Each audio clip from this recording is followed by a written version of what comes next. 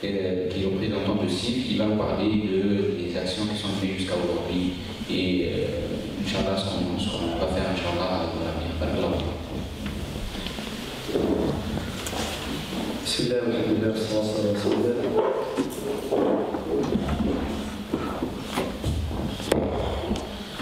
الله خشب.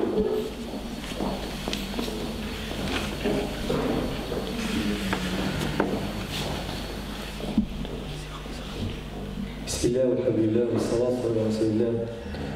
اللهم اخرجنا بطلبات الجهل إلى أنوار المعرفة والعلم وبالأوحال الشبهات والشهوات إلى جنات القربات.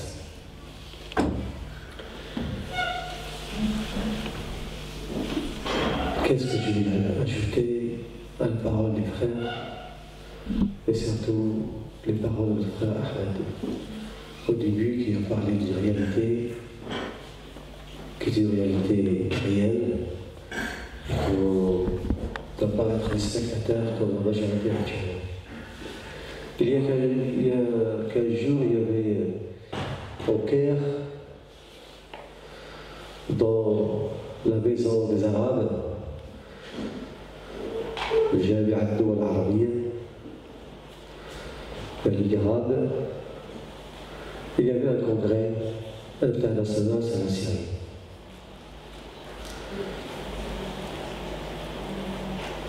J'étais dans ce congrès-là pour voir et pour assister à une conclusion que tout le monde sait. Il y avait en plus de Moultana Islami, plus de Nations Unies, plus de différentes ONG, plus le Croissant Rouge, plus de c'est-à-dire le Croix-Rouge international, il y avait plusieurs ONG qui étaient là, au Chia, Médecins du Monde, Médecins Arabes, il y avait beaucoup de monde. La conclusion, c'est qu'on ne peut pas accéder en Syrie qu'à travers le Croissant Rouge syrien et qu'à l'unanimité, toutes les organisations, toutes les ONG, ils ont refusé de collaborer avec le Croissant Rouge syrien. Lorsqu'on a commencé à décortiquer la situation, c'est-à-dire on a trouvé que les États frontaliers, surtout la Jordanie et la Turquie, ils ont fait un travail extraordinaire. C'est-à-dire que l'État turc, il a fait construire ou préparer 10 000 appartements, 10 000 houses, 10 000 maisons pour recevoir les réfugiés. Il y a 8 camps pour recevoir les réfugiés. Et puis la solidarité entre la population qui a ouvert leurs portes pour les réfugiés. Ils ont même installé des hôpitaux sur place. Donc ceux qui réussissent à traverser, c'est-à-dire les 877 km de frontières qui séparent la Turquie et la Syrie, donc c'est-à-dire ils sont en sûreté et en sécurité. Donc, il y a plusieurs associations humanitaires internationales dans l'IA qui a fait, c'est-à-dire projeté un grand budget pour les recevoir. En Jordanie, la même chose, malgré qu'ils n'ont pas encore ouvert des camps de réfugiés, mais il y a un camp de réfugiés qui peut recevoir 50 000 personnes. Les familles, ils ont ouvert leurs portes. Ceux qui ont un peu d'argent, donc ils ont loué des appartements. Et ceux qui n'arrivent pas, c'est-à-dire à payer, c'est-à-dire des loyers, ils sont pris en charge par le Croissant Rouge jordanien. Mais la Jordanie a ouvert ses portes à toutes les organisations humanitaires et la facilité, l'accès et le travail pour aider ces réfugiés. Donc là aussi, il n'y a pas vraiment, c'est-à-dire, de complications. Reste le Liban. Le Liban, c'est un cas particulier. D'après ce qui a été dit, et moi je rapporte, parce que moi-même j'ai des frontières à ne pas dépasser, et je ne suis pas dans les bons points de vue.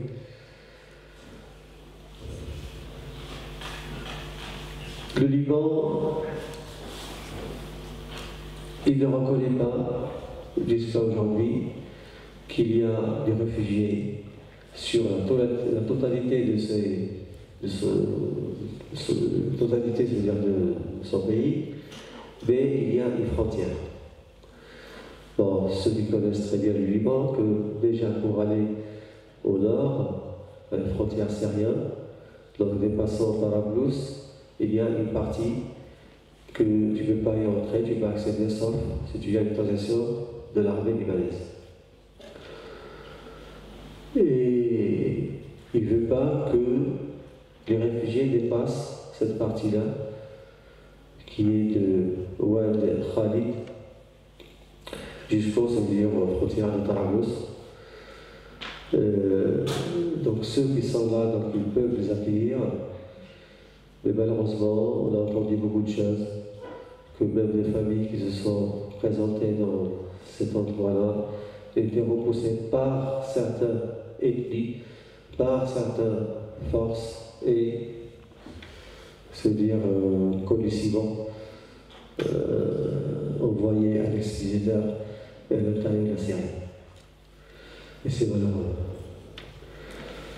C'est malheureux aussi que toute la frontière syrienne-libanaise, il y a beaucoup de vides. Et on a rencontré des médecins qui nous ont dit, voilà, ils ont opéré deux personnes, un enfant de 12 ans, que lui a explosé, et qui n'a pas survécu à ses blessures. Il est resté 12 ans à l'hôpital de Tarablouss, l'hôpital Shifa, qui est décédé, et un autre agriculteur qui était avec son tracteur, et puis lui il s'est explosé aussi, il n'a pas survécu aussi. Donc nous, vraiment, déplorons la situation du ville. On fait des plaidoyers au gouvernement européen, au gouvernement français pour qu'il intervienne, pour qu'il enlève ces guides.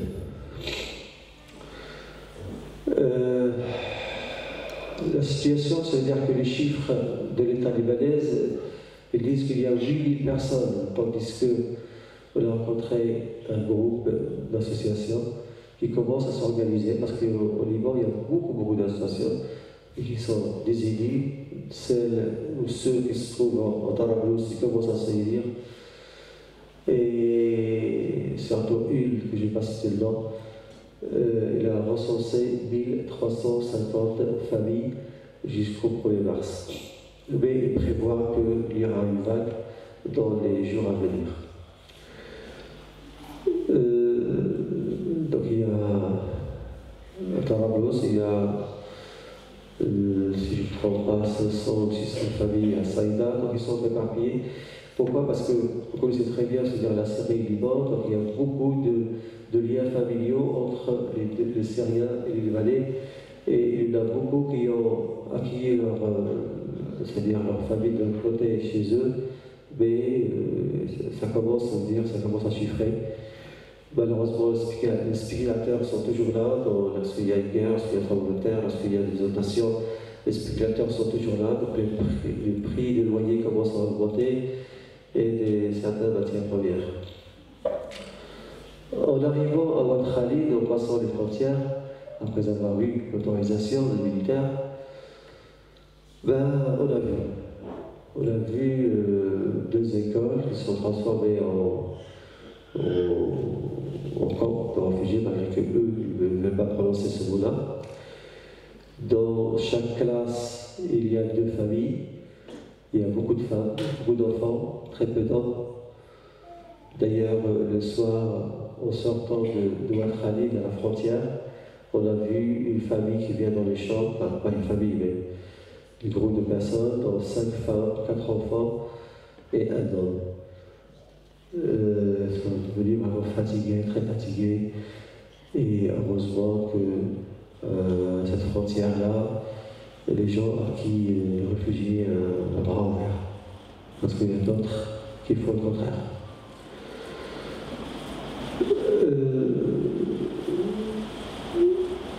Malgré que ce poste islamique n'est pas de vocation médicale ou chirurgicale, mais on a visité les deux hôpitaux de Tarablouss, le CHR, c'est-à-dire de l'État, et Chifa. On a vu des jeunes vraiment militants qui surveillent l'endroit où il y a les blessés. J'ai rencontré les médecins sur place, ils ont fait depuis le 1er février jusqu'au 3 mars, jusqu'au 5 mars, 250 opérations. Et là, j'avais un ami, Nicolas, qui était avec moi, donc il n'a pas pu voir les images, parce que lorsqu'on voit à travers les écrans, les structures sur place,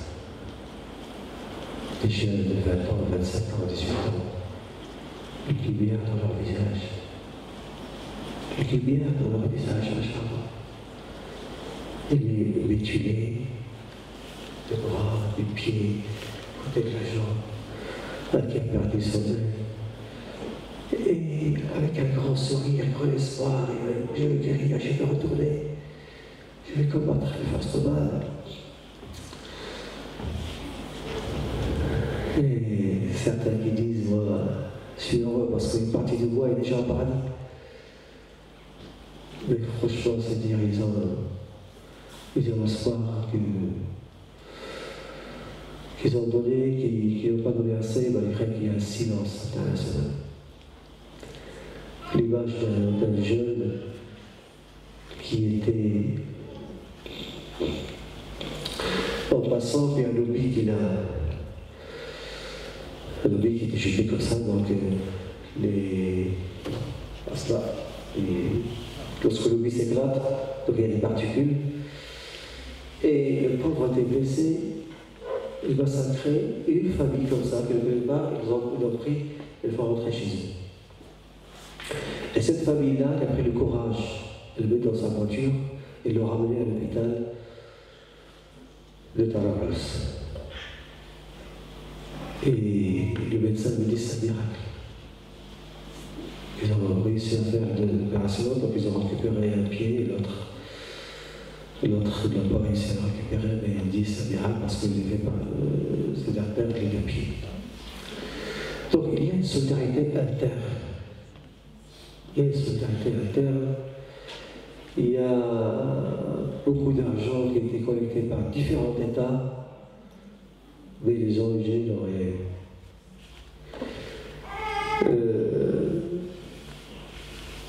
Bien sûr, en tant que islamique, on n'a pas voulu rester spectateur aussi. Donc, on a demandé aux différentes associations sur place quels sont, c'est-à-dire, vos manques, parce qu'il y en a qui ont pris les extensibles de maison, ils ont pris les matelas, des oreillers, des couvertures. Là qui ont pris, c'est-à-dire les parties médicales. Et ça, on avait le WAMI avec nous, donc on les a poussés à prendre tout ce qui est médical. Et ils ont dit, tout blessé qui vient, c'est nous qu'on le prend en charge. Et nous, on travaille avec eux. Et donc, on a pris 500 familles en charge durant 3 mois. Et commençant par c'est-à-dire le pain, commençant par les couilles alimentaires, et puis on commence à mettre un stock de couverture, de tout ce qui est nécessaire pour que lorsque les familles viennent, ils trouveront, c'est-à-dire des toilettes. Il y a un problème aussi, c'est le loyer, parce que beaucoup de familles qui ont loué n'arrivent plus à payer leur loyer.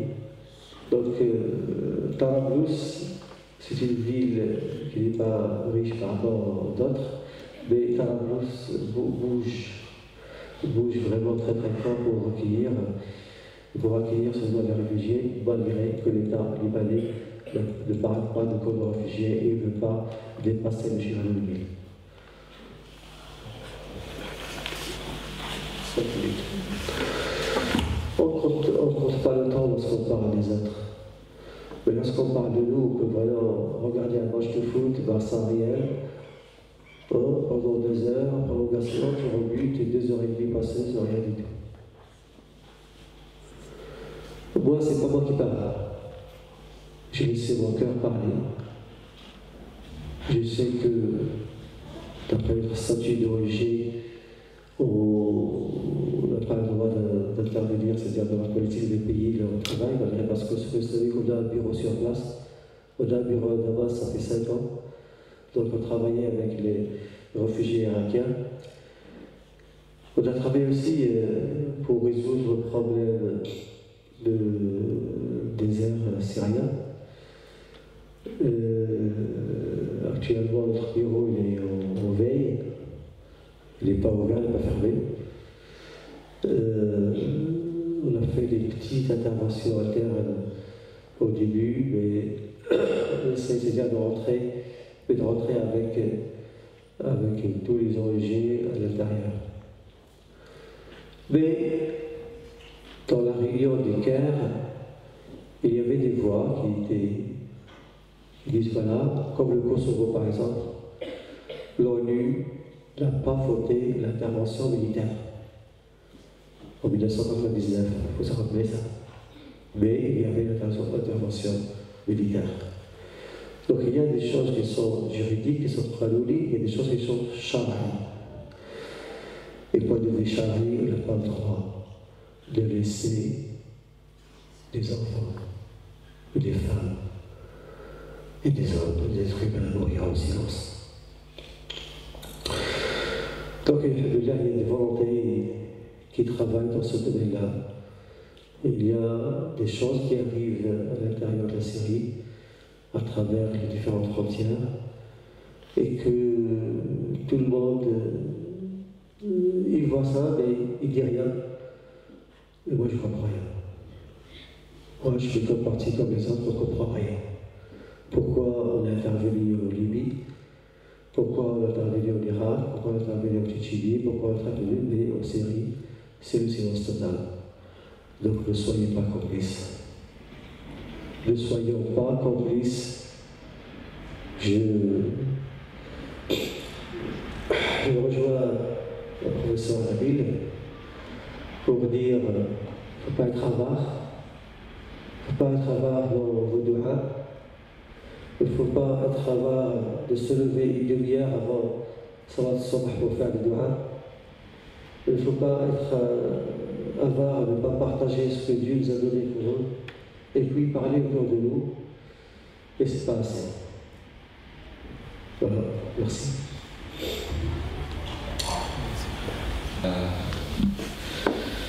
À vous tous d'être présents et de pouvoir partager ces moments exceptionnels avec nous. Barakallahu fik, Akhi Mohamed, d'avoir fait le trajet. Barakallahu fik, Akhi Nabil, d'avoir d'être présent, d'expliquer. Barakallahu fik aussi, Akhi Mohamed. C'est vraiment la situation, elle est au-delà de la discussion, c'est-à-dire qu'on ne peut pas étoffer et parler de tout ce qui se passe en Syrie, parce que c'est grandiose, c'est incroyable. Mais Barakallahu fik, mes frères, leur intervention était vraiment généreuse. Elle était à la fois riche d'informations, mais aussi surtout de générosité. C'est-à-dire que, voilà, comme dit le frère Mohamed, il a expliqué, il a très bien dit, il a dit j'ai laissé mon corps parler. Et le frère Ahmed qui est venu de la Syrie pour nous livrer son témoignage, ce qu'il a vécu, ce qu'il a dit, ce qu'il a vu devant ses yeux. Donc je retiens peut-être que à nous tous de sortir de notre passivité. Il ne faut pas être passif, il ne faut pas se sentir désarmé, qu'on ne peut rien faire, qu'on ne peut pas avancer et qu'on ne peut pas aider ce peuple. Bien au contraire, on peut les aider, même plus que vous croyez. Parce que, comme disait le prophète sallallahu alayhi wa sallam, les musulmans, ils sont des frères, et au nom de cette fraternité, on peut les aider. rien que se lever, comme ils disaient les frères, et je les rejoins, pendant la nuit, pendant que tout le monde dort, pendant que profiter de ces moments de solitude avec Allah subhanahu wa ta'ala et de faire des invocations, on ne sait jamais.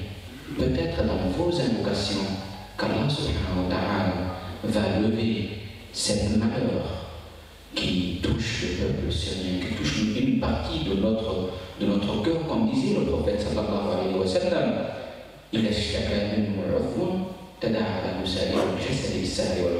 C'est ça le sens même de la fraternité. C'est pas un mot qu'on répète et qu'on le dit. Non, mais quand un membre de ce corps est touché, tout le corps souffre. Et c'est ça notre état aujourd'hui. Nous devons tous invoquer Allah, tout compter, toujours dans toutes nos prières, et faire de dua pour tous nos frères et sœurs qui sont massacrés là. Deux, bien sûr, donner de son temps, mais aussi surtout, ils ont besoin qu'on leur vienne en aide, parce qu'ils passent des moments incroyables, comme disait le frère Nabil. C'est-à-dire que voilà, ils n'arrivent même pas des fois à trouver un verre d'eau pour boire. Et surtout pour répondre aux besoins des enfants. Et vous savez tous, vous êtes, je vous vois, mère et père, imaginez votre enfant qui demande quelque chose et vous êtes impuissant. Et surtout quand c'est élémentaire et vous êtes impuissant de lui donner. Donc il faut qu'on essaie tous de sortir de cette impassivité et qu'on aide, qu'on donne ce qu'on peut, ce que vous pouvez. Vous ne savez pas, peut-être dans votre euro, 1 euro, peut-être il y en a baraka. Et peut-être sera plus bénéfique que tout l'argent dont il parlait tout à l'heure le frère des États, qu'ils ont promis et qui n'ont pas tenu leurs promesses. Et la troisième chose, c'est de parler autour de nous, dans sa famille, dans ses proches, à l'université, là où on se trouve, on peut parler de ce qui se passe en Syrie. Il ne faut pas que ça soit occulte, non, il faut qu'on parle et il faut aussi organiser des autres conférences et Inch'Allah, ce collectif-là, Inch'Allah, on espère qu'il durera dans le temps et surtout qu'avec les actions il sera renforcé. Barakallahu fik, Dina, on passe Inch'Allah aux questions-réponses et ça ne va pas être parce qu'on est pressé par l'Asr, donc on va prendre 5 ou 8 questions maximum. Voilà, c'est lui qui le dit. Il y a une autre question?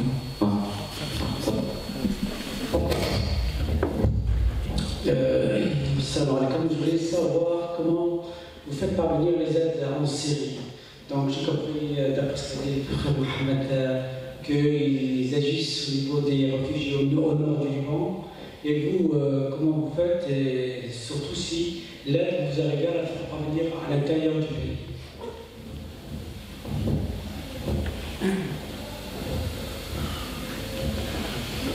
N'hésitez pas à poser vos questions, les sœurs. Salam alaikum. Voilà, j'ai une question un petit peu par rapport, en fait, on a beaucoup de frères et sœurs qui sont musulmans, tout ça, mais en fait, ils ne croient pas à ce qui se passe en Syrie. Ils suivent certains, comme vous dites, pseudo-intellectuels, et en fait, qu'est-ce que vous pouvez nous donner comme arme, intellectuelle bien sûr, pour leur faire revenir dans le bon chemin? Je parle notamment pour le frère Nabil. En ce qui concerne les pseudo-intellectuels, on parle souvent d'Alain Soral, de donner Al-Bala, voilà.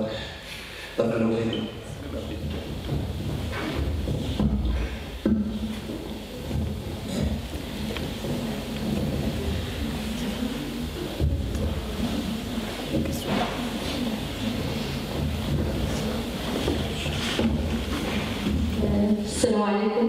Hier soir, j'ai quelqu'un de ma famille avec qui j'ai discuté de la Syrie. Et après, il m'a dit oui, mais il y a des pays arabes, comme le Qatar, etc., qui ont poussé soi-disant, le peuple syrien à se combattre contre le régime. Et j'arrive pas à le convaincre, malgré que je suis convaincue que c'est pas ça, mais elle est tellement, elle tient tellement à son idée que comment je peux le convaincre. Barakallahu. On va prendre une dernière question.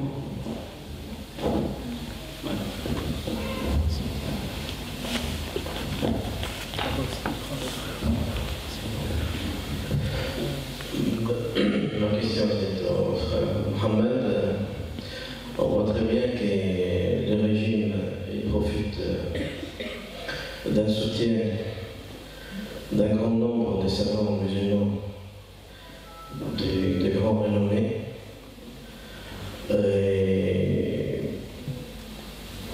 Qu'on voudrait très bien ne pas douter de leur sincérité. Et aussi de la faiblesse de l'opposition officielle qui se trouve à l'extérieur du pays. Cette opposition qui donne, je ne vais pas trop être accusateur, mais je vois que par sa faiblesse, par son manque d'énergie, de compatibilité et par sa division, elle donne certaines chances à un régime qui est condamné, parce que bon, c'est un régime qui n'a plus aucune légitimité, à part son bras militaire, et qui va, avec le temps, qui va changer être coupé. J'aimerais bien que notre frère nous explique, parce que bon, c'est comme ça fait, que l'association maintenant est dans un impasse qui ne sert pas à la cause du peuple syrien.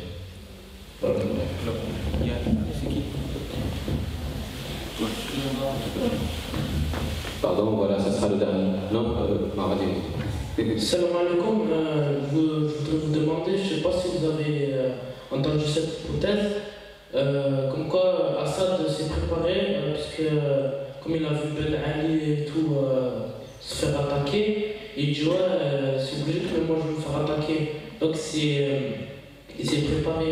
C'est peut-être un peu ça que c'est un peu plus dur de le faire détrôner par rapport aux autres dictateurs.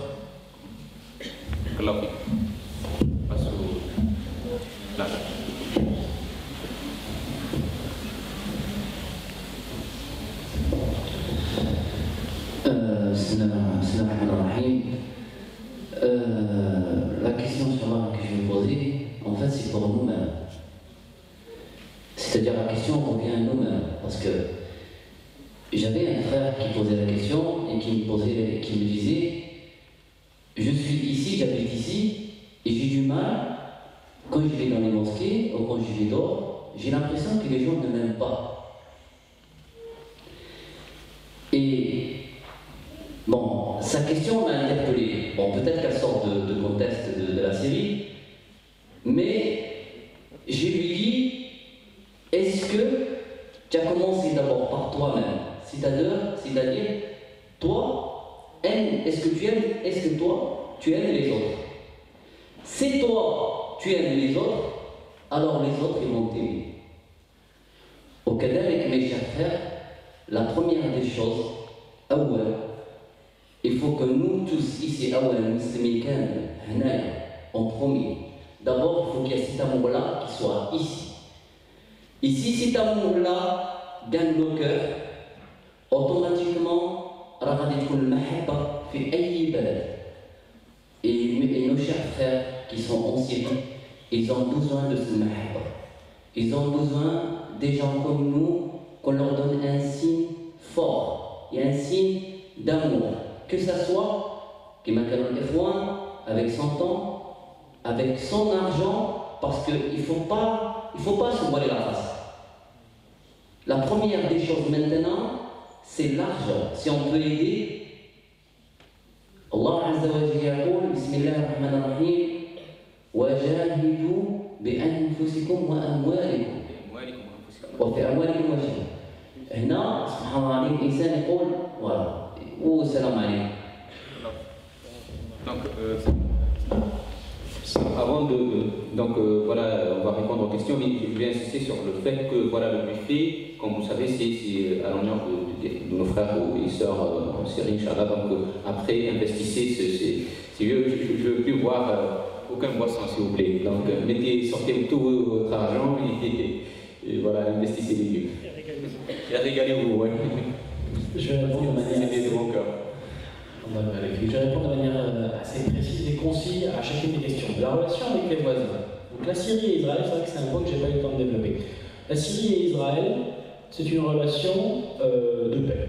Ils sont en paix depuis 44 ans. Il y a toujours eu des conflits sur toutes les frontières que Israël a avec les autres pays arabes, sauf avec la Syrie. Il y a toujours eu quelques frictions à la frontière égyptienne, il y a toujours eu des frictions à la frontière jordanienne, un peu moins récemment. Toujours eu des frictions à la frontière libanaise, à la frontière syrienne, depuis 44 ans, depuis que Assad père est arrivé, on n'a absolument aucune tension, aucune friction. D'ailleurs, si vous essayez d'aller à la frontière entre Israël et la Syrie, vous recevrez une balle syrienne avant de recevoir une balle israélienne. C'est une zone qui est complètement interdite d'accès à quiconque. Donc, premier point. La relation avec la Turquie. Donc, la Turquie, en fait, elle a la volonté d'étendre son modèle politique. Il y a une volonté de retour au grand empire ottoman et de vouloir étendre le modèle qu'ils ont mis en place, qui est un modèle islamique, laïque, un petit peu, on ne sait pas très bien comment est-ce que ça se présente. On a un gouvernement qui se revendique de culture musulmane avec une société qui est fondamentalement laïque, kémaliste, mais avec une base quand même, comme tous les pays arabo-musulmans, qui restent musulmans. Mais ce modèle, qui a beaucoup de défauts, qui a des qualités, il marche. D'accord ? Je ne dis pas que c'est bon, hein, parce qu'après on va faire des montages vidéo, on va dire le montage. Ça, c'est des gens qui sont spécialistes des montages vidéo. On n'a jamais dit que le modèle turc, c'était un modèle pour le monde arabo-musulman. Mais c'est un modèle qui marche. Donc, la Turquie aujourd'hui a malgré tout réussi son pari économique et il y a un modèle qui marche. D'accord ? La relation avec le Liban. Donc Assad, père, entre au Liban, c'est quoi juste de connivence, entre au Liban avec la bénédiction des Occidentaux pour mater la guerre civile, puisque les Occidentaux n'ont pas réussi à arrêter la guerre civile au Liban. Donc il rentre au Liban, il tue tout le monde, toutes les factions, les sunnites, les chiites, les libanais, les chrétiens, les musulmans, les palestiniens, il tue tout le monde et là effectivement la guerre s'arrête. Forcément il n'y a plus personne pour se battre. Donc il tue tout le monde et il met en place toute une mafia qui pille le Liban. Qui prend les richesses du Liban. Il y a un trafic, l'armée s'enrichit au Liban. Seulement, qu'est-ce qui se passe? Parce que les Occidentaux aussi, c'est quand même, à partir d'un moment, il a joué son rôle, il faut qu'il reparte. Donc ils lui disent maintenant, il faut que tu repartes. Et c'est là où il y a une rupture. Il y a une rupture entre l'Occident et Assad, qui le fait basculer dans la mafia adverse, ou la mafia rivale, qui ne sont pas vraiment adverses, hein, ils sont un petit peu... Vous savez, pour moi, ça c'est mon point de vue personnel, parce que je crois qu'ils dînent tous à la même table. Mais la mafia rivale, concurrente, c'est-à-dire la Russie, la Chine et l'Iran. La relation avec l'Iran, c'est quoi? C'est-à-dire que l'Iran a une relation qui est purement sectaire avec le régime syrien. Ils le considèrent comme étant une filiation de leur dogme, et là je veux dire, mais sans gêne aucune, du dogme chiite. Ils considèrent que c'est une filiale très éloignée, mais malgré tout une filiale sur laquelle ils sont capables de s'appuyer. On est dans une relation donc, purement sectaire et d'intérêt. C'est-à-dire que l'Iran a un dogme, ils sont porteurs d'un dogme, leur dogme à eux, mais qui est un dogme aujourd'hui, je parle du régime iranien, qui est un dogme tout aussi colonialiste qu'autre chose. Et là j'assume totalement ce que je dis, c'est un dogme colonialiste, ce qu'ils sont en train de nous proposer pour le monde arabe. Et leur allié dans la région, c'est tout simplement la Syrie. La Syrie, maintenant, le rapport qu'a la Syrie avec l'Occident, c'est un rapport un peu ambigu. C'est-à-dire que, pour comprendre un peu le régime syrien, sa stratégie, c'est toujours de mettre un pied dans les deux camps et de voir qui est-ce qui va gagner. C'est toujours été son mode de fonctionnement, donc avec des hauts et des bas et des tensions. Donc ça, c'est un petit peu la relation qu'a aujourd'hui avec la Syrie, ce qui explique pourquoi tout le monde s'en mêle. D'accord? Ce qui explique pourquoi tout le monde veut essayer de prendre sa part de gâteau.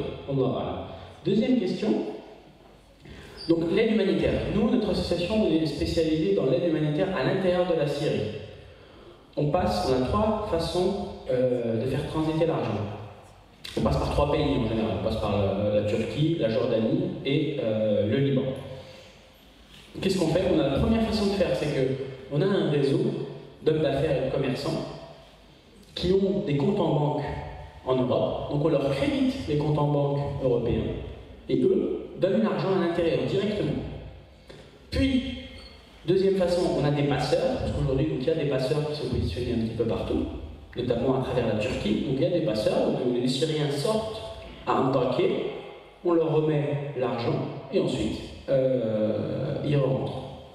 Et troisièmement, donc c'est à travers le tissu associatif officiel, donc tout ce qui transite vers notre association, où là donc ça passe par l'aide médicale, ça passe par les salaires qu'on verse aux familles des victimes. Donc là, ça transite par des associations en Turquie, au Liban et en Jordanie, puis une fois que l'argent est arrivé, il est retiré sur place, il est donné pareil à des passeurs qui le font rentrer à l'intérieur du pays. Je vous invite pour ça à consulter donc, sur internet, notre site internet sur lequel vous pouvez faire un don en ligne, donc www.pour une Syrie libre, vous tapez sur Google pour une Syrie libre.com et vous allez trouver donc l'association, n'hésitez pas à aller faire un tour. Aussi sur notre page Facebook où on fait de la traduction d'informations, on traduit les informations de l'arabe vers le français en temps réel pour donner une information live sur ce qui se passe. Donc rapidement, parce que je commence à déborder. Bon, sur les pseudo-intellectuels, je vais laisser Nabil, c'est sa spécialité. Le Qatar. Le Qatar, aujourd'hui, on est en train de nous faire véhiculer comme quoi le Qatar, ce serait le grand diable sioniste qui est en train de créer la zizanie dans les pays arabes. Le Qatar, c'est quoi? Moi, c'est mon analyse personnelle. Le Qatar, c'est un pays qui veut être... la stratégie du Qatar, c'est d'être ami avec tout le monde. D'ailleurs, la particularité du Qatar et du Qatar, c'est qu'ils ont des relations privilégiées avec tout le monde. Mais quand je dis tout le monde, c'est tout le monde. Ils ont des relations très privilégiées qu'ils avaient avec la Syrie, avec l'Iran, avec la Turquie, avec les pays du Golfe, avec les États-Unis, avec Israël, avec tout le monde. La stratégie du Qatar, c'est moi, je suis un point d'entrée. À chaque fois qu'il y a quelqu'un qui veut faire quelque chose dans le monde arabe, il faut qu'il passe par moi. Ça, c'est la stratégie du Qatar. D'accord? Et pour revenir à la question sur comment est-ce que convaincre cette personne-là, il y a deux choses. La première, en général, c'est très difficile de les convaincre, ils sont tellement bornés, mais ça c'est un autre point. Mais moi, il faut sortir du mythe comme quoi il y aurait toujours ces Arabes, ces Arabo-musulmans, qui seraient toujours manipulés par tout le monde. Moi, je vous mets au défi de mettre 10 Syriens dans une salle, dans une pièce, et d'aller les convaincre de faire quoi que ce soit. 10. De les faire en sorte qu'ils se mettent d'accord sur faire quoi que ce soit, d'essayer de les manipuler. Pour faire quoi que ce soit, je vous mets au défi, vous n'y arriverez jamais. D'ailleurs, ça va revenir sur la deuxième question, pourquoi est-ce que l'opposition est un petit peu divisée. Donc, et après, on voudrait nous faire croire que l'ensemble de ce peuple serait manipulé par la Turquie, le Qatar, Israël, les États-Unis, les pays du Golfe. Tous ces gens-là arriveraient à les manipuler pour les faire sortir dans des manifestations dans lesquelles ils se prennent des tirs à balles réelles. Moi, il faut qu'on m'explique comment on fait. Manipuler des gens pour les faire sortir dans des manifs où ils prennent des balles réelles, parce que c'est pas comme si on faisait un meeting politique UMP ou Parti Socialiste dans lequel ils payent un certain nombre de militants, parce qu'il faut savoir que c'est une réalité, ils n'arrivent pas à remplir les meetings, donc il y a des gens qui sont payés pour venir assister. Je ne sais pas si vous saviez de ça d'ailleurs. Bref, donc là c'est pas la même chose, on aura beau me payer autant qu'ils veulent, je n'irai pas dans une manifestation où je vais prendre des balles réelles. C'est ça dont on parle. On prend des balles réelles juste pour un petit peu d'argent. De toute façon, c'est pas trop la peine d'essayer, vous n'arriverez pas à le convaincre. L'opposition. Aujourd'hui, l'opposition, premier point, là je mets les pieds dans le plat, l'opposition, que sa prestation soit de qualité ou de mauvaise qualité, malheureusement, c'est devenu, elle est passée hors de l'équation. C'est-à-dire que l'opposition politique à l'extérieur, elle ne fait plus partie de l'équation, ou très peu, elle fait partie un peu quand même, elle fait très peu partie aujourd'hui de l'équation de la situation syrienne. Par conséquent, même si sa prestation était de qualité, chose qui n'est pas le cas, même si sa prestation était de qualité, ça ne changerait strictement rien. Pourquoi? Parce que la situation internationale est figée. Tout est bloqué, tout est décidé, chacun s'est donné un rôle, et ils ne veulent rien faire. Moi, c'est ma conviction, personne n'a envie de rien faire, personne n'a envie de bouger de manière réelle, factuelle, sur cette question-là, parce qu'ils ont peur. Parce que si vous voulez, la Syrie aujourd'hui, c'est un facteur de stabilité, c'est une réalité, c'était un facteur de stabilité dans un monde injuste. C'est-à-dire que ça stabilisait une situation injuste dans la région. Mais malgré tout, c'était stable. Si on dégomme ce régime-là, si ce régime est abattu, comme ça a pu être le cas par exemple en Libye, ça va déstabiliser complètement la région et surtout la Syrie a une frontière avec Israël. Donc on ne peut pas faire ce qu'on veut avec ça. Et ils savent très bien, et ça par contre c'est une réalité, je le dis, je le répète, que ce soit en Syrie ou dans le reste du monde, n'importe quel parti politique ou gouvernement ou qui que ce soit qui va arriver au pouvoir, s'il est élu par le peuple ou désigné par le peuple, vous aurez des gens qui seront contre le colonialisme israélien. Et ça, on n'en veut pas. On n'en veut pas aujourd'hui en Syrie. C'est-à-dire que la communauté internationale ne veut pas ça. Par conséquent, l'opposition, c'est vrai qu'elle est divisée, mais bon, en général, aujourd'hui, si vous voulez réunir par exemple les partis politiques français et faire en sorte qu'ils se mettent d'accord sur quelque chose, vous allez aussi avoir beaucoup de difficultés. Ben, c'est la même chose en Syrie. L'opposition politique traditionnelle, malheureusement, est dépassée par les événements. Elle a une prestation qui est de faible qualité. Malgré tout, aujourd'hui, ce Conseil national syrien, c'est la seule alternative viable pour assurer une transition. C'est-à-dire quand le régime va chuter, ce CNS assurera une transition et après, il va falloir mettre en place, laisser la place à une génération politique syrienne issue de la mouvance populaire. Wallahu a'lam. Donc la dernière question par rapport aux jeunes qui avaient dit que c'était très difficile. Je termine. Donc la dernière question sur laquelle le frère avait dit que c'était très difficile de gagner parce que Assad s'était préparé. Oui, c'est vrai, Assad a eu l'intelligence de tirer tous les enseignements de ce qui s'est passé avant lui. C'est-à-dire qu'il s'est ajusté par rapport à ce qui se faisait avant, mais il y a un projet divin qui est mené par Allah subhanahu wa ta'ala qui fera en sorte que cet imposteur chutera, Inch'Allah. Merci pour votre attention. Je pense que...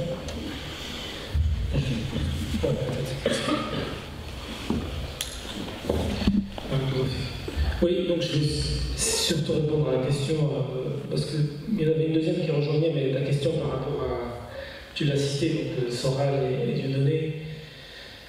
J'ai écrit un texte il y a 2-3 jours sur ma.com et il y a un certain nombre de commentaires qui reprenaient ce que tu viens de soulever comme réflexion. Enfin, réflexion, c'est un beau mot, en tout cas comme propos nauséabond.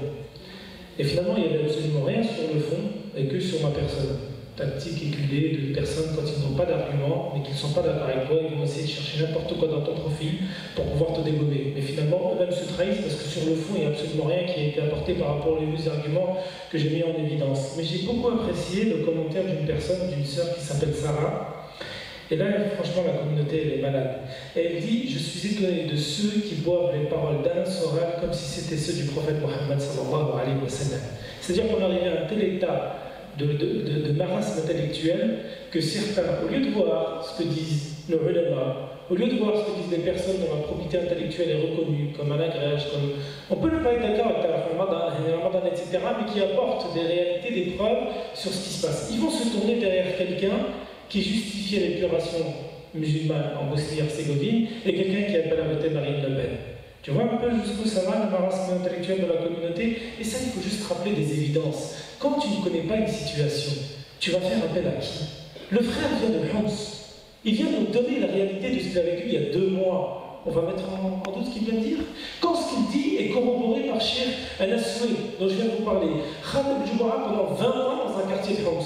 On va mettre en doute ce qu'il dit. Quand Rabitat al-Ulama Souriyin, la Ligue des savants syriens, nous donne et nous pond un communiqué où elle critique, condamne les agissements du régime, où elle nous dit voilà ce qui se passe, voilà ce qu'on a vu, voilà ce qu'on a réalité, voilà ce dont on a été témoin comme exaction du régime. Quand les vidéos te montrent Hama détruite en 1982 avec des centaines d'habitations et qu'à la fin, le pouvoir nous mette dans un mur de Hama, la ilaha illa al-bashar wa al-ba'th rasulullah.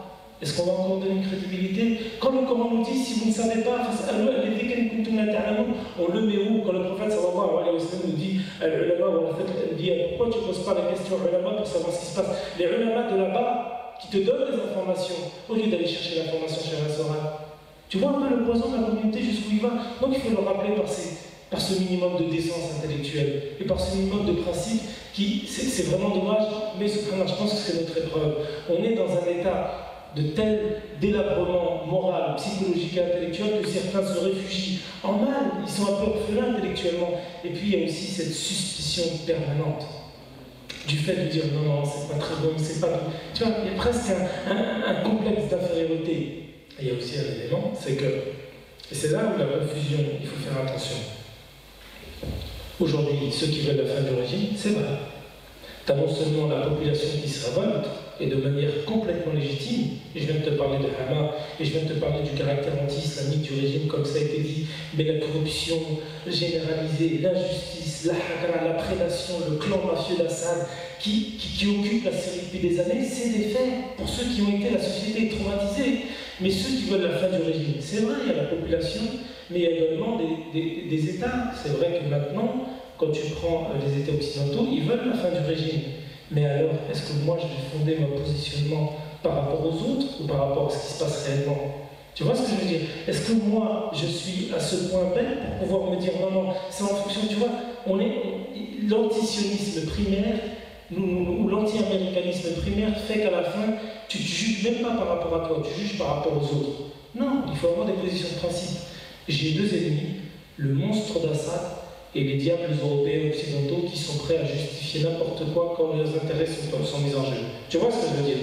C'est-à-dire que c'est pas parce que Hafez al-Bashar al-Assad a un discours, seulement le discours anti-israélien, que je vais croire sur parole. Je vous ai donné des faits. Il a fait quelque chose en 2007 contre Israël quand ils sont venus bombarder sa centrale nucléaire. Depuis 1973, il a fait quelque chose réellement pour la cause palestinienne? Ou est-ce que dans les années 70, il a détruit des camps palestiniens? Tu vois, donc, subhanallah, il y a une espèce de marasme encore une fois intellectuel. Il faut rappeler des évidences quand tu as des gens qui viennent de l'intérieur, quand tu as des ulama qui appellent à l'aide, quand tu as des dizaines de vidéos tous les jours qui te montrent le caractère absolument révoltant d'une répression qui n'a plus aucune limite, quand tu as l'Union mondiale des ulama, et je vais juste vous citer les deux derniers éléments, de gens, ce sont des dizaines de savants qui parlent, c'est même pas moi. يدعو الاتحاد الأمة العربية علمائها ومفكريها ومثقفيها إلى الوقوف جنبا إلى جنب مع الثائرين الأحرار من الشعب السوري، فهذا ما يجيب عليه الميثاق الذي أخذه الله على العلماء أن يبينوا للناس الحق ولا يكتمونه، والذي أخذه الله على المؤمنين أن يكونوا كالبنيان المرصوص يشد بعضه بعضا. Va, demande aux ulama. Et ceux qui parlent, ce sont des dizaines. Nous, Inch'Allah, prochainement, et ce que je vous demande, c'est également de laisser vos emails à l'entrée pour qu'on puisse vous donner l'information, ou ceux qui sont sur Facebook, de nous demander en ami et d'aller aimer la page Facebook du CMR, parce que tous les jours, ou de celle pour une série libre également, aimez ces pages, voyez la réalité de ceux qui sont sur place et qui nous envoient des informations. C'est Béala, ceux qui sont dans une situation sont les plus à même de te dire ce qui se passe. Là, il y a un frère ici qui vient de témoigner lui-même. Et puis, ceux qui mettront, qui nous donneront leurs coordonnées, on leur donnera la khutbah de Jumu'ah de Cheikh Anas Soued, celui qui parle, à moins que ce soit quoi, un Israélien qui parle, que ce soit quelqu'un de aussi, que ce soit un espion.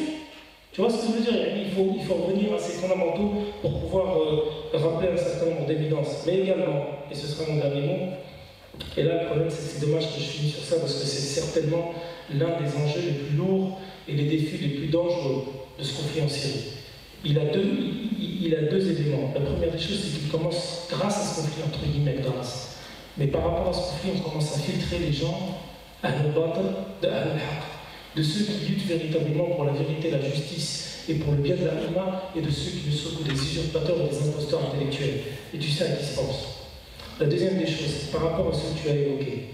Il y a aujourd'hui clairement un lien, une union, un arc qui est en train de se créer entre l'Iran chiite, l'Irak, la Syrie et le Hezbollah. Et là, parce qu'on appelle un arc chiite qui est en train de se faire. Tu sais, c'est pas moi qui le dis, mais je suis de ceux qui luttent contre le glissement vers un clivage interconfessionnel, entre une guerre sunnite, parce que ça va dans le sens d'Israël. Mais en même temps, tu ne peux pas faire de la politique en dehors des réalités. Et je m'interroge lourdement quand j'entends des savants chiites, iraniens et irakiens qui nous disent que la défense du régime de Bachar el-Assad est un devoir religieux. Ah, la défense d'un sanguinaire, tortionnaire, qui massacre, torture, décime détruire des villes à l'arme lourde, c'est un devoir religieux. Pourquoi? Pourquoi c'est un devoir religieux? Alors que vous devrez, normalement, si on est d'accord sur un certain nombre de principes et d'éthique islamique, vous devez être pour le haqq et pour les gens qui sont en train de se lever en Syrie, comme ils sont levés en Tunisie, au Yémen, au Bahreïn et ailleurs, sauf que c'est pas le cas. Pourquoi? Et comme par hasard, ceux aujourd'hui qui se font le relais de ces tartes chiites, comment s'appelle-t-il? Soral, Dieudonné et le parti antisioniste, guidé par Yahya Bouasmi du Centre Zahra. C'est-à-dire que ceux aujourd'hui qui sont en train d'insuffler un peu leur venin nauséabond en termes de posture et de grille de lecture absolument fausse, sont ceux qui sont les mêmes financés, télécommandés par ces tartes chiites qui sont en train de faire du mal à la communauté musulmane au niveau du Moyen-Orient. Wallah, c'est pas ce que je souhaite. Ce glissement, ce travers, cette dérive entre une guerre sunnite comme il y a eu en Irak. Mais en même temps, il faut se poser des questions. Et il n'est un secret pour personne aujourd'hui que l'Iran, s'il y a une intervention étrangère aujourd'hui, elle n'est pas du fait du Qatar, de l'Arabie Saoudite et des Occidentaux. Elle est du fait de la Russie et notamment de l'Iran. Et l'Arabie, il y a 2 semaines, faisait état de 15 000 soldats iraniens qui ont débarqué en Syrie pour pouvoir mater la répression. C'est un secret pour personne que logistiquement, militairement, vous avez des armées maintenant, des membres, des soldats iraniens qui matent la répression à Hamza ailleurs. Pourquoi? Et ceux qui sont aujourd'hui enfermés, décimés, torturés, jusqu'à quand ils vont rester comme ça? Wallah, on sera à la place, je ne sais pas ce qu'on fera. Alors c'est bien beau, eux, ces usurpateurs qui nous disent, oui, mais regardez, ils font appel à une intervention étrangère. Pendant que toi tu manges et tu te remplis le ventre, c'est sûr que c'est facile de les critiquer quand eux se font arracher les dents et les ongles. Tu seras à la place, tu ferais quoi? Tu vois ce que je veux dire? La situation, c'est clair qu'elle est difficile, compliquée. Mais rappelez ces principes-là, tu vois, pour pouvoir avoir une cohérence dans nos prises de position. Et toujours, pour revenir à ce que disent nos ulama, et notamment les ulama de l'intérieur. Parce que ce sont ceux qui sont les héritiers des prophètes, et ce sont eux qui souffrent le plus.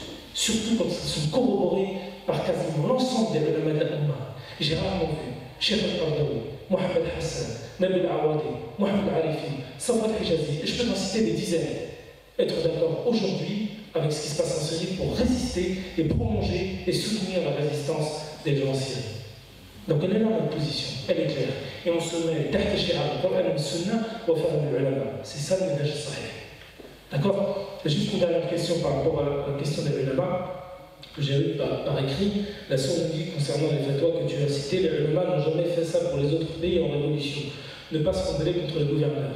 C'est vrai et faux en même temps.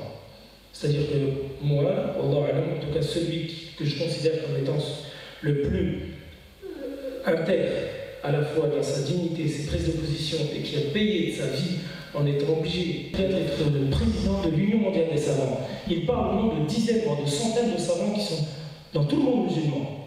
Et lui a toujours eu ces principes dignes, de résistance. Il a payé de sa vie quand il contestait la dictature de Nasser. Il a été obligé de se réfugier. Il a été en prison. Et il y a des ulama, alhamdoulilah, comme ça. Thabtin ala al-haq. Donc ces ulama qui aujourd'hui appellent à prolonger la résistance, comme j'ai dit, comme je viens de citer en arabe, en Syrie, ce sont des gens qui ont toujours eu ces propos-là. Donc voilà, c'est vrai qu'il y en a d'autres, c'est un peu compliqué, ça mériterait une autre conférence, c'est pas facile à élucider, mais à la j'espère avoir été clair sur le cas d'un Soral. Vraiment, il faut se méfier de ce genre d'imposteur intellectuel et de revenir au minhaj sahih qui est celui qu'on vient d'évoquer. Une dernière question par rapport donc je voulais savoir pourquoi n'y a-t-il pas une manifestation sur Avignon comme celle qu'il y a eu pour la Palestine. Et il faudrait faire passer l'information pour connaître le lieu et l'heure de la manifestation. Donc je laisse aux frères et sœurs d'Avignon d'organiser ces manifestations et Inch'Allah dans toutes les villes de France on organisera des manifestations s'il faut quoi. Donc je rappelle que voilà c'est une collectif des différentes associations qui se trouvent dans différentes villes. Donc moi je suis d'Aix-en-Provence avec les frères de Marseille et tout ça, donc Inch'Allah on mettra en place des manifestations et on manifestera s'il faut pour faire entendre notre voix Inch'Allah. C'est barakallahu fikum et voilà on passe au buffet donc les frères vous savez qu'ils ont un train donc ils vont partir là. le frère a posé des questions parce que ça crée aussi un malentendu chez certains. Ils savent que, par exemple, comment il s'appelle, Saïd Ramadan, il soutient le oui, non, mais voilà. C'est important. Dernier point, une minute. Il y a, en général, il y a un point qui est important. Il y a un point qui est important, c'est très très important aujourd'hui. Il faut qu'on en soit conscient. Il faut qu'on soit conscient quand on a affaire à un savant qui est payé par l'État. D'accord? Quelqu'un qui est payé par l'État, forcément, à un moment ou à un autre, sa marge de liberté n'est pas totale. Et on est c'est tous la même chose ici. Aujourd'hui, votre employeur, même si vous pensez que c'est la pire des ordures, eh bien, vous n'irez pas lui dire en face parce que vous êtes payé par lui. Et malheureusement, les savants l'échappent. Pas tous, mais il y a des savants qui l'échappent à cette règle. Ils ont pu, à un moment de leur vie, apporter, en termes de savoir religieux, quelque chose de très authentique, de très fort, mais à un moment, ils se sont retrouvés face à des situations très graves, dans lesquelles il n'y avait pas matière à être ambigu, dans lesquelles il n'y avait pas matière à faire le mauvais choix. Malheureusement, ils se sont complètement plantés, et Cheikh Saïd al-Bouti l'a fait. Maintenant, il va assumer les conséquences de cet acte très grave devant Allah subhanahu wa ta'ala avant tout. Et aujourd'hui, pour nous, il est hors de l'équation, il ne représente plus rien. On a du respect pour ce qu'il a proposé comme science, mais en tant qu'homme, il ne représente pour nous plus rien. Allah. Juste un mot sur lui. Sur lui, c'est typiquement le genre de savants qui sont sincères islamiquement, mais complètement naïfs politiquement. Et la bonne intention, religieusement parlant, n'exclut pas la maladresse politique. Alors certes, il fait partie, tu sais, c'est un peu la même chose que quand on avait eu Cheikh Tantaoui qui avait justifié religieusement le mur d'acier souterrain à l'égard de Gaza. J'en rejoins le frère. Ce sont ce que Cheikh Tantaoui appelle ulama as-sultan, des savants du palais qui sont financés, payés, dont les fatwas ne sont pas religieuses, elles sont politiques. D'autant plus que le frère l'a évoqué, il est extrêmement compétent en termes de maqasid, il a écrit dessus, en termes de sira, il a écrit dessus, mais il est complètement absent et novice et ignorant politiquement et géostratiquement parlant.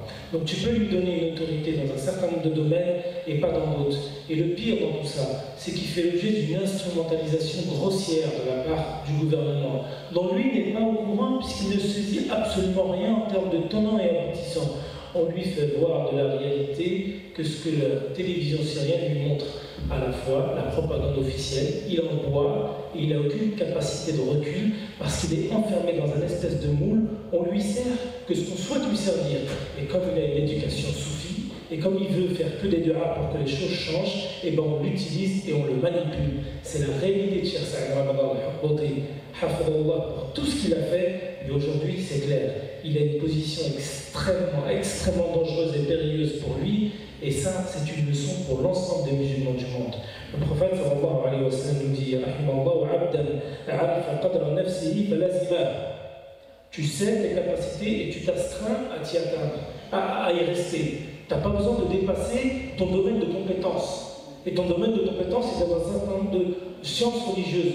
Ne débouche pas vers ce que tu ne comprends pas, ce que tu ne saisis pas. D'ailleurs, énormément de ulama syriens et étrangers, dont ceux que je viens de vous citer tout à l'heure, lui est répondu. Et parmi l'un des plus grands savants syriens, qui a écrit un tafsir, peu de savants ont écrit des tafsirs du Coran, Mohamed Ali Sarouni. Il faut voir ce qu'il dit de Dr. Al-Bouti. Il faut voir ce qu'il dit d'autres savants, Cheikh Qaradawi Ier. Et quand il parle en son nom, il ne parle jamais au nom d'une association de savants. Et nous, ce qu'on souhaite, c'est la majorité, jamais la marginalité. Parce que le prophète sallallahu alayhi wa sallam nous a dit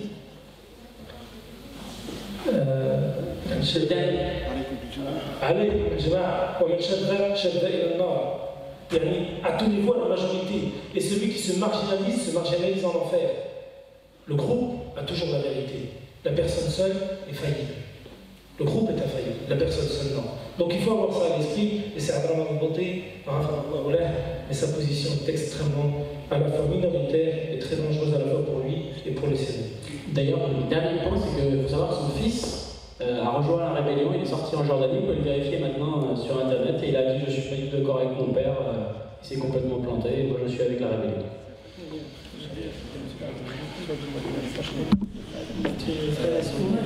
Jazakallah khairan pour cet après-midi qui était vraiment très enrichi. Je tiens à remercier au nom de tous les réfugiés, de tous les systèmes en Syrie et partout dans le monde, le comité humanitaire de cette région. Je collabore avec eux, ça fait des années. La première fois c'était au Mali pour creuser des puits et on continuera Inch'Allah à travailler avec eux main dans la main pour le bien-être du peuple. Aujourd'hui, j'ai vu vraiment des personnes qui ont pris de leur temps, qui ont sacrifié leur dimanche pour une affaire qui est juste. Et cette affaire qui est juste, il faut vraiment se dire la soutenir jusqu'au bout. Donc la sœur qui a posé des manifestations, il y a des manifestations qui ont commencé à se faire dans plusieurs villes. Aujourd'hui, c'est ainsi à Lille, dans ma ville, il y a une manifestation. Donc il y a beaucoup de force, beaucoup d'organismes, de tout bas. Il ne faut pas rester les bords entre nous, il faut vraiment s'ouvrir à toutes les forces de bien, toutes les énergies libres, ceux qui cherchent à avoir la liberté et la dignité de l'être humain. Et nous, ce qu'on se dit qu'on cherche la dignité de l'être humain. Donc on travaille avec tous les affamés et tous les opprimés de tout bord, qu'ils soient musulmans ou pas, parce qu'en Syrie, il y a aussi des chrétiens qui souffrent aussi de cette dictature. Et je veux bien que chacun de nous ait l'intention d'aider. Et c'est pas, comme disaient certains, c'est dire on fait la manche. Non, non. Le peuple syrien, comme l'a cité mon frère, le hadith, comme le Prophète a parlé sur eux, ils demandent la manche, c'est-à-dire ils sont vraiment, c'est-à-dire au-delà de la manche, c'est-à-dire c'est à nous de supplier le peuple syrien qu'il accepte notre nom. Parce que si vraiment c'est-à-dire on dit madame ski, non, c'est pas ça. C'est-à-dire on doit vraiment, la notion de partage soit vraiment réelle. Je partage mon salaire, je partage ce que j'ai parce que une réflexion, un instant. J'ai vu dans les visages de plusieurs familles que j'ai vues, c'était des visages qui avaient leur demeure, leur travail, leur très bonne situation, et ils sortent avec rien.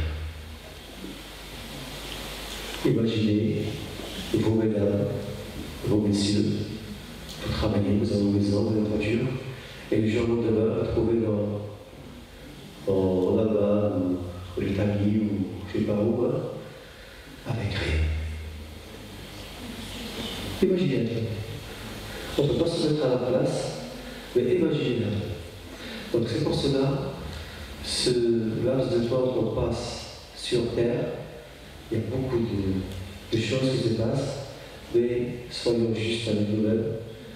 Soyons des gens qui combattent l'injustice partout dans le monde, et qu'on parle, et n'ayons pas peur de soi-même, parce qu'il y a une seule porte qui nous attend, ce sont les 8 portes du paradis. بارك الله فيكم، اللهم وفقنا لفعل الخيرات وترك المنكرات وحب المساكين، اللهم ارزقنا حبك وحب من يحبك وحب كل عمل يدخل الى حبك، وبارك الله فيكم. Barakallahu fikum, mais là, comme j'ai dit, donc les frères ils sont obligés de partir après. Donc voilà, il faut finir